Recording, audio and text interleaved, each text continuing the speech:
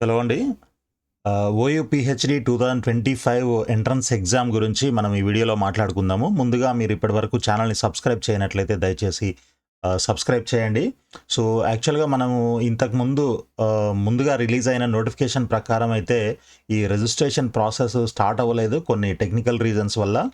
So, ఈ 24థ్ నుంచి start అవ్వాల్సి ఉండే. బట్ అది 24థ్‌న స్టార్ట్ అవ్వలేదు మనకి. సో, రివైజ్డ్ షెడ్యూల్ వాళ్ళు ఇష్యూ చేయడం జరిగింది. Registration and submission of application form మనకి 30వ తారీఖు నుంచి స్టార్ట్ అయిందనమాట. ఓకే. 30 నుంచి మనకి జనవరి 30 నుంచి మార్చ్ 1 వరకు టైం ఇచ్చారు. సో, ఈ లోపల మనము ఆన్‌లైన్‌లో పేమెంట్ చేసి ఆ అప్లికేషన్ ఫామ్ ఫిల్ చేసి అవన్నీ కూడా ప్రాసెస్ అంతా కంప్లీట్ చేసుకోవచ్చు. So, without fine 2000 rupees, sorry, with fine 11th March వరకు ఇచ్చారు. అంటే ఒక 10 డేస్ ఎక్స్ట్రా ఇచ్చారనమాట టైము. సో, ఇక డీటెయిల్స్‌లోకి వెళ్ళినట్లయితే చూడండి, ఇక్కడ మనకి ఇది హోమ్ పేజ్, పీహెచ్‌డీ ఎంట్రన్స్ ఎగ్జామ్స్‌కి సంబంధించిన వెబ్సైట్ హోమ్ పేజ్ అనమాట. నేను ఈ లింక్ కూడా నేను మీకు డైరెక్ట్‌గా మన డిస్క్రిప్షన్‌లో షేర్ చేస్తాను కింద. సో, మీరు డైరెక్ట్‌గా లింక్ క్లిక్ చేసి ఈ వెబ్సైట్‌కి వెళ్ళొచ్చు. సో, ఇక్కడ నుంచి చూసుకున్నట్లయితే మనకి లెఫ్ట్ సైడ్‌లో ఇన్ఫర్మేషన్ అని కొన్ని లింక్స్ ఉన్నాయి. తర్వాత ఈ మధ్యలో అప్లికేషన్ ఫామ్ అని చెప్పేసి ఇంకా కొన్ని లింక్స్ ఉన్నాయి. వీటన్నిటి గురించి కూడా మనం ఒకసారి క్లియర్‌గా డిస్కస్ చేద్దాము. సో, ఇంపార్టెంట్ డేట్స్ చూసినట్లయితే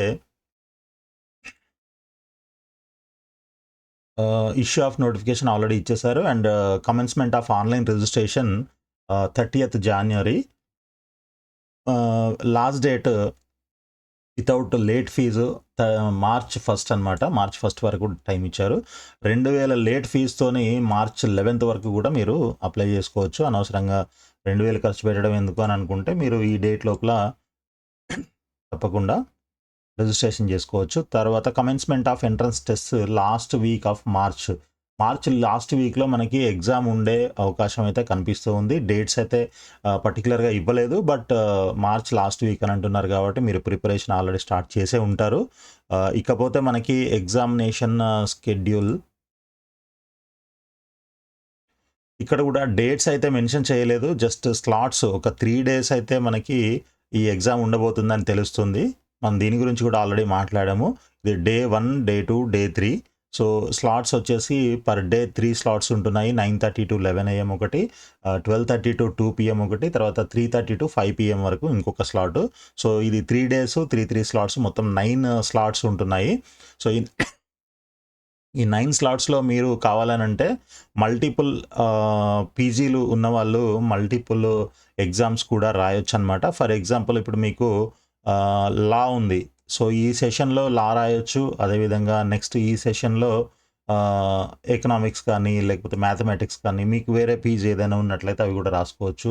ఇక్కడ ఈ స్లాట్‌లో వచ్చేసి ఫిజిక్స్ రాసుకోవచ్చు, లేదంటే మేనేజ్మెంట్ రాసుకోవచ్చు. ఇలా మీ ఇష్టం. అంటే మీరు ఒకే స్లాట్‌లో 2 రాయడానికైతే ఛాన్స్ లేదు.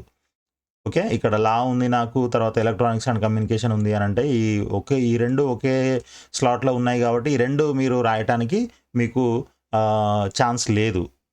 ఒక స్లాట్‌లో 2 ఎగ్జామ్స్ రాయలేం కాబట్టి అలా లేదు. బట్ డిఫరెంట్ స్లాట్స్‌లో ఉన్న సబ్జెక్ట్స్ అయితే మీకు ఉన్నట్లయితే మీరు తప్పకుండా డిఫరెంట్ స్లాట్స్‌ని చూజ్ చేసుకొని మీరు ఎగ్జామ్ రాయొచ్చనమాట. ఓకే.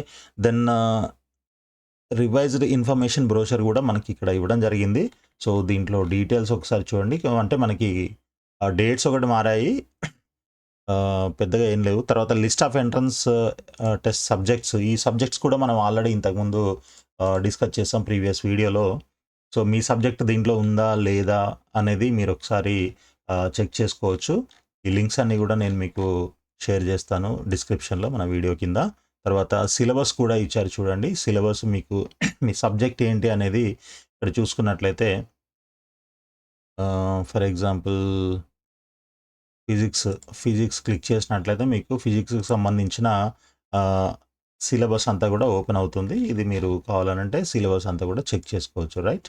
సో, ఇకపోతే మనకి అప్లికేషన్ ఫామ్‌లోకి వచ్చినట్లయితే అప్లికేషన్ ఫీ పేమెంట్ అని ఫస్ట్ ఒక లింక్ ఉంటుంది. మీరు ఈ లింక్ క్లిక్ చేసినట్లయితే మీకు ఈ విధంగా కొన్ని డీటెయిల్స్ అయితే అడుగుతుందనమాట. Qualifying examination hall ticket number. అంటే ఫర్ ఎగ్జాంపుల్ ఇప్పుడు మీరు ఎంఎస్‌సి చేశారు.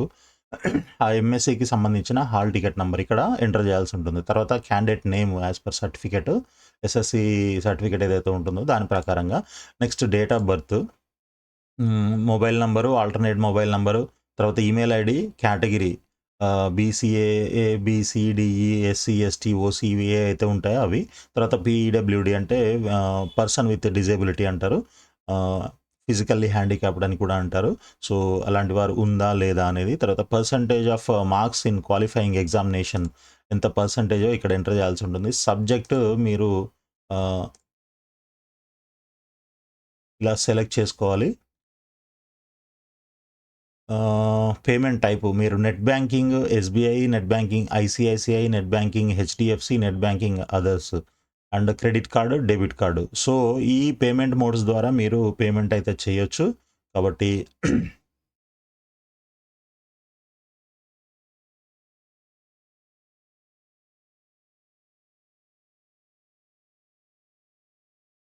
పేమెంట్ చేసిన తర్వాత ఇక్కడ ఇది టిక్ చేయండి. EWS certificate issued by MRO or competent authority for the year. ఒకవేళ ఈడబ్ల్యూఎస్ ఉన్నట్లయితే మీరు ఇది టిక్ చేయొచ్చు, లేదనంటే వదిలేసేయండి. ఇనిషియేట్ పేమెంట్ అని అంటే మీకు పేమెంట్ గేట్వేకి వెళ్తుంది. అక్కడ మీకు ఇక్కడ ఏదైతే ఉంటుందో ఈ క్రెడిట్ కార్డు మీరు ఏది సెలెక్ట్ చేసుకున్నారో దాని ప్రకారంగా మీరు పేమెంట్ చేయాల్సి ఉంటుందన్నమాట.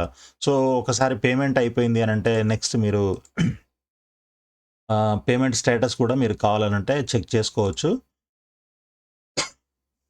సో ఇక్కడ మీరు qualifying examination hall ticket number, తర్వాత మొబైల్ నెంబర్ ఎంటర్ చేసి చెక్ పేమెంట్ స్టేటస్ అన్నట్లయితే ఆ స్టేటస్ ఏంటి అనేది అక్కడ చూపిస్తుంది. తర్వాత ఫిల్ అప్లికేషన్ ఫామ్ అని ఇక్కడ మనకి ఇంకొక లింక్ ఉంది కదా. సో మనం పేమెంట్ చేసిన దానికి రిఫరెన్స్ ఐడి ఒకటి జనరేట్ అవుతుంది, అది కూడా సేవ్ చేసి పెట్టుకోండి.